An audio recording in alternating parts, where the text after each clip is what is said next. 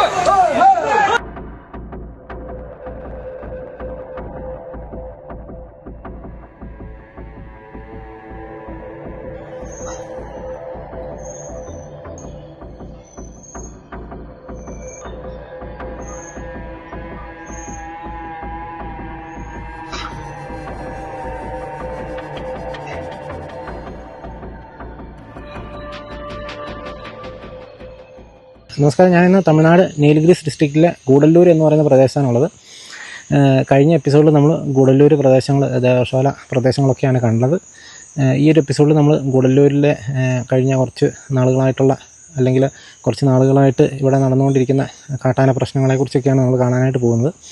പ്രത്യേകിച്ച് നമുക്ക് കിട്ടിയ രണ്ട് വീഡിയോ ക്ലിപ്പുകളുണ്ട്. അതിലൊരെണ്ണം എന്ന് പറയുന്നത് 2 കാട്ടാനകൾ ഒരു വീടിൻ്റെ മുൻപിൽ വന്ന് തുമ്പിക്കൈയൊക്കെ ഇങ്ങനെ കോർത്ത് പിടിച്ച് നിൽക്കുന്ന ഒരു കൗതുകമുണർത്തുന്ന ഒരു കാഴ്ചയാണ്. പക്ഷേ അതിവിടെ ഉള്ളവർക്ക് വലിയ മനസ്സമാധാനക്കേടുണ്ടാക്കുന്ന ഒരു കാഴ്ചയാണ്.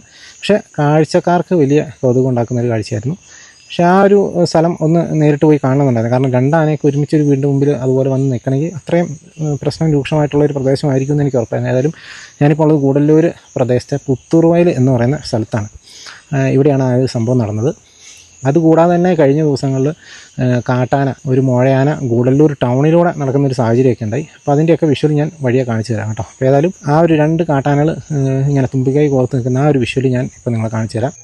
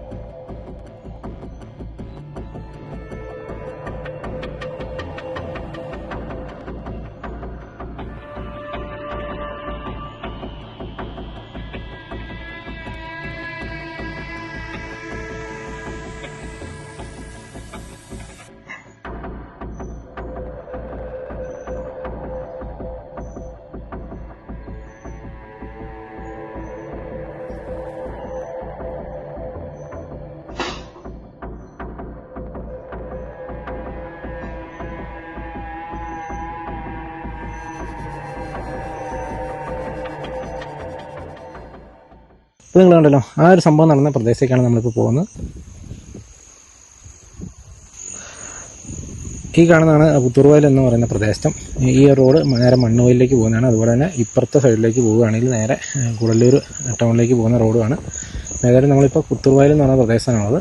ഈ ഒരു വയൽ കഴിഞ്ഞിട്ടുള്ള വീടിൻ്റെ അവിടെയാണ് ഈ ഒരു സംഭവം നടന്നത്. നമ്മളിനി അങ്ങോട്ടാണ് കേട്ടോ പോകുന്നത്.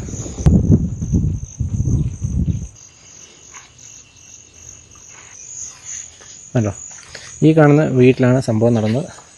ഏതൊരു മലയാളികളുടെ വീടാണെന്നുള്ളത് എനിക്ക് മനസ്സിലാക്കാനായിട്ട് സാധിക്കുന്നത്. തമിഴ്നാടാണെങ്കിൽ പോലും ഗുഡല്ലൂർ ഭാഗത്ത് താമസിക്കുന്ന ആളുകൾ നമുക്കറിയാം ഭൂരിഭാഗം പേരും എന്താ പറയുക മലയാളികളാണ്. 90% ആളുകളും ഇവിടെ താമസിക്കുന്നവർ കേരളത്തിൽ നിന്ന് കുടിയേറി പാർത്ത ആളുകളാണ്. അതുകൊണ്ട് തന്നെ മലയാളം എല്ലാവർക്കും തന്നെ അറിയാം കേട്ടോ. നമ്മളിപ്പോൾ ഈ ദൃശ്യങ്ങളിൽ കാണുന്ന പോലെ ഈ വീടിൻ്റെ മുൻവശത്താണ് ആ ഒരു വിഷ്വൽ നടന്നിരിക്കുന്നത്. ഈ വീടിൻ്റെ മുമ്പിൽ വരെ വന്നു കേട്ടോ. നമ്മളിപ്പോൾ ഈ ദൃശ്യങ്ങൾ കാണുന്ന പോലെ നമ്മൾ ആ റോട്ടിൽ നിന്നാണ് ഇങ്ങോട്ട് നടന്നു വന്നത്. ഇതെല്ലാം തികഞ്ഞ ജനവാസ മേഖലകളാണ്. ഇഷ്ടംപോലെ വീടുകളും കാര്യങ്ങളൊക്കെ ഉള്ള ഒരു പ്രദേശമാണ്. നമുക്ക് ദൃശ്യങ്ങളിൽ തന്നെ കാണാം. അടുപ്പിച്ച് എല്ലാം ഈ മോഡലുള്ള വീടുകളാണ് കംപ്ലീറ്റ് ചെയ്തത് കേട്ടോ. ഞാൻ ഈ വഴി കുറേ ദൂരം പോയി നോക്കിയാണ് എല്ലായിടത്തും വീടുകളുള്ള സ്ഥലമാണ്. ഫോറസ്റ്റൊക്കെ ഇവിടെ കുറേ ദൂരം മാറിയിട്ടാണ് എന്നാണ് എനിക്ക് മനസ്സിലാകുന്നത്. ഏതായാലും ഈ വീടിൻ്റെ മുമ്പിലാണ് ആന വന്നത്. ഇതിൻ്റെ മുമ്പിൽ നിന്നിട്ടാണ് 2 കാട്ടാനകൾ 2 കൊമ്പനാനകൾ സല്ലപിച്ച് ഇവിടെ നിന്നത്. ഈ ഒരു ക്യാമറയിലാണ് ആ ഒരു വിഷ്വൽ കിട്ടിയത് കേട്ടോ. നമുക്കിപ്പോൾ ഈ ദൃശ്യങ്ങളിൽ തന്നെ കാണാം.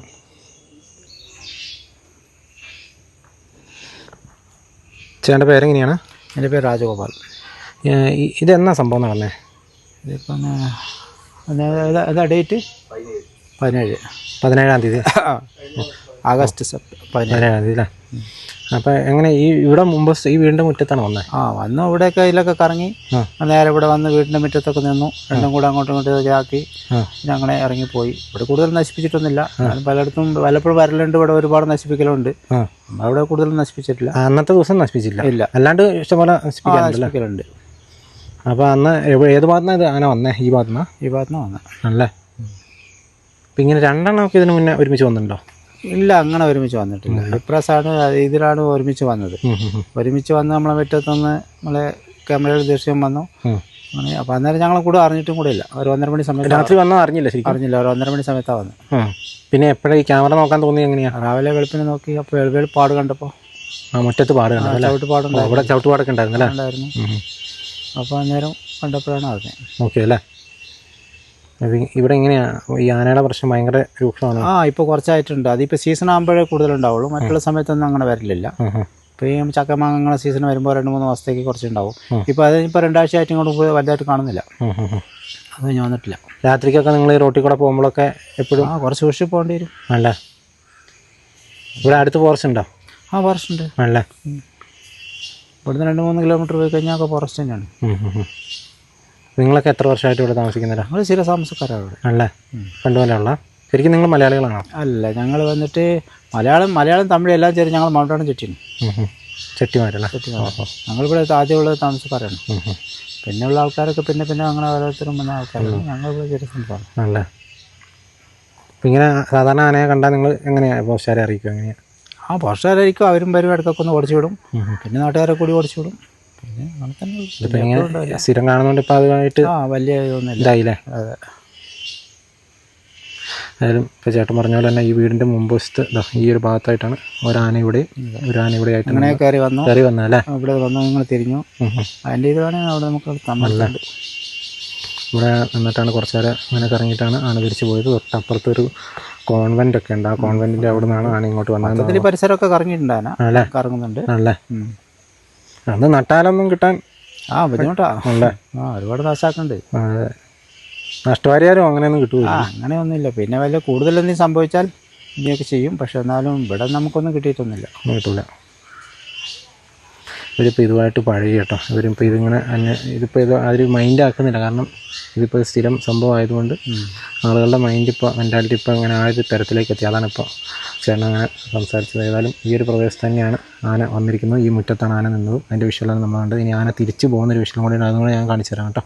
ഇപ്പം നിങ്ങൾ കണ്ടല്ലോ, ഇതാണ് അതിൻ്റെ ഒരു ഫുൾ വിഷ്വൽ എന്ന് പറയുന്നത്. കാട്ടാന അവിടുന്ന് ആ ഒരു വഴിയെ നടന്നു വരികയും അതുപോലെ തന്നെ ആ വീട്ടുമുറ്റത്ത് വന്ന് കുറേ നേരം ആ വീട്ടുമുറ്റത്ത് സ്പെൻഡ് ചെയ്യും. രണ്ട് കൊമ്പൻ ആനകളും അങ്ങോട്ട് പരസ്പരം തുമ്പിക്കൈ കോർത്ത് പിടിക്കുന്ന ഒരു രംഗമൊക്കെയാണ്. വളരെ കൗതുകം ഉണർത്തുന്ന ഒരു കാഴ്ചയാണ്. പക്ഷേ ഈ പ്രദേശത്തെ ഒരു ആനപ്രശ്നം അല്ലെങ്കിൽ കാട്ടാനയുടെ ശല്യമാണ് നമുക്ക് അതിൻ്റെ ഒരു രൂക്ഷതയാണ് നമുക്കിവിടെ മനസ്സിലാകുന്നത്. അത് മാത്രമല്ല, കഴിഞ്ഞ ദിവസം ഗൂഡല്ലൂർ ടൗണിലൂടെ കാട്ടാന സഞ്ചരിക്കുന്ന ഒരു സാഹചര്യം ഉണ്ടായി. അത് ഫോറസ്റ്റ് ഉദ്യോഗസ്ഥരൊന്നും അറിഞ്ഞില്ല എന്നാണ് നമുക്കറിയാനായിട്ട് സാധിച്ചത്. ഗൂഡല്ലൂർ ടൗണിലൂടെയാണ് ഈ സംഭവം നടന്നത്. രാത്രി ഒരു 8 മണിയോടുകൂടി ഗൂഡല്ലൂർ ടൗണിൽ, അതായത് പക്ക ഊട്ടിയിൽ നിന്ന് ഊട്ടിയിലെ സഞ്ചാരമൊക്കെ കഴിഞ്ഞ് വരുന്ന ആളുകളൊക്കെ സഞ്ചരിച്ച് വരുന്ന ഒരു പ്രദേശത്തോടെ നിരവധി ആളുകളുള്ള വലിയ ടൗൺ തന്നെയാണ് ഗൂഡല്ലൂർ ടൗൺ എന്ന് പറയുന്നത്. ആ ടൗണിലൂടെ കാട്ടാന സഞ്ചരിക്കുന്ന ഒരു രംഗവും നമുക്ക് കിട്ടിയിട്ടുണ്ട്. ആ ഒരു വിഷ്വലും അതിന് ശേഷം പിറ്റേ ദിവസം രാവിലെ ഇറങ്ങിയ കാട്ടാന പല പ്രദേശത്തോടെയും ഇതുപോലെ പോയിട്ടുണ്ട്. ആ ഒരു കാട്ടാനയുടെ വിഷ്വലാണ് ഇനി നിങ്ങളെ കാണിക്കാനായിട്ട് പോകുന്നത് കേട്ടോ. കണ്ടോളി ഉടുപ്പിന്റെ മുന്നിൽ ആന.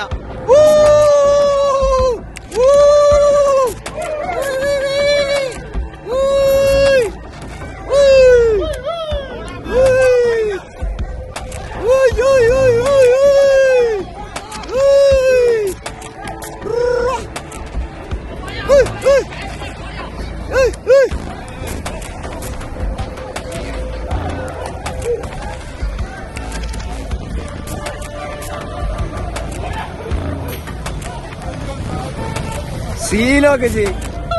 ഗൂഡല്ലൂർ ടൗൺ കൂടെ നേരെ പോണെ മുനിസിപ്പാലിറ്റിക്ക്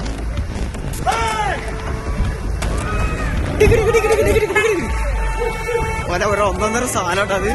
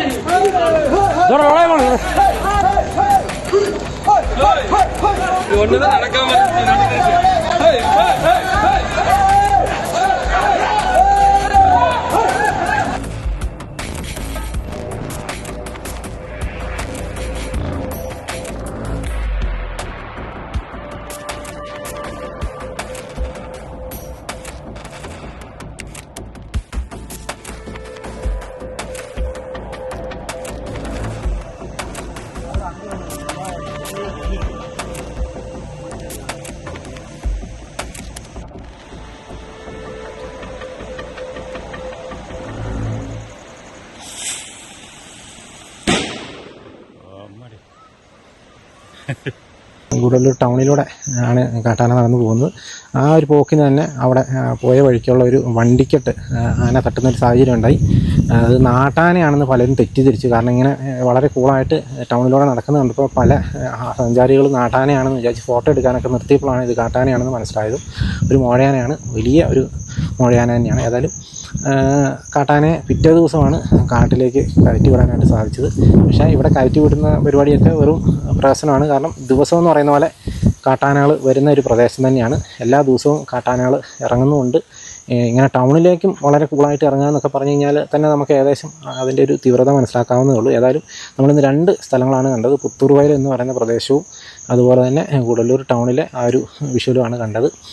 ഇതുതന്നെയാണ് ഗൂഡല്ലൂർ പ്രദേശത്തെ പല പ്രദേശങ്ങളും, പ്രത്യേകിച്ച് നീലഗിരീസ് ഡിസ്ട്രിക്റ്റിലെ മിക്ക പ്രദേശത്തെ ഒരവസ്ഥ ഇത് തന്നെയാണ്. രാത്രി ആയിക്കഴിഞ്ഞാൽ പുറത്തേക്ക് ഇറങ്ങാൻ പറ്റില്ല. 6 മണി ആയിക്കഴിഞ്ഞാൽ പുറത്തേക്ക് ഇറങ്ങാൻ പറ്റാത്ത സാഹചര്യമാണുള്ളത്. നിരവധി പ്രദേശം ഇതുപോലെ കാട്ടാന ശല്യം കൊണ്ട് പൊറുതിമുട്ടി തന്നെയാണ് നിൽക്കുന്നത്. അതുപോലെ തന്നെ പല ആളുകൾക്കും പട്ടയത്തിൻ്റെ പ്രശ്നങ്ങളും കൂടെയുണ്ട്. ഏതായാലും നമ്മളോട് സംസാരിച്ച ആളുകൾ സംസാരിച്ചത് ഒരുപക്ഷെ അവർ സ്ഥിരമായി ഇത് കണ്ട് മടുത്തതിൻ്റെ ഭാഗമായിട്ടുള്ളൊരു സംസാരമാണ്. അതുകൊണ്ടാണ് അവരത്ര ആ ഒരു രീതിയിൽ സംസാരിച്ചത് എന്നാണ് എനിക്ക് മനസ്സിലാക്കാനായിട്ട് സാധിച്ചത്. നമ്മൾ ക്യാമറ ഓഫാക്കിയതിന് ശേഷം സംസാരിച്ചതിൽ നിന്ന് മനസ്സിലായത് അവർക്ക് ഇതുണ്ട്. കാരണം വർഷങ്ങളായിട്ട് ഇത് അനുഭവിച്ചുകൊണ്ടിരിക്കുന്നതുകൊണ്ടും ഇതിന് പ്രത്യേകിച്ച് പരിഹാരമൊന്നും കാണില്ല എന്ന് അവർക്ക് അറിയാവുന്നതുകൊണ്ടും അവരതിനെക്കുറിച്ച് പ്രത്യേകിച്ച് വലിയ ഇതായിട്ട് സംസാരിക്കാത്തതും. ഇങ്ങനെ തന്നെയാണ് ഈ ഒരു പ്രദേശത്തുള്ള മിക്ക ആളുകളുടെയും അവസ്ഥ എന്നുള്ളത്. ഏതായാലും ഇത്രയൊക്കെയാണ് നമുക്ക് ഈ വീഡിയോയിലൂടെ കാണിക്കാനുള്ളത്. അപ്പോൾ വീണ്ടും മറ്റൊരു ദിവസം മറ്റൊരു എപ്പിസോഡുമായി വീണ്ടും കാണാം. Thank you.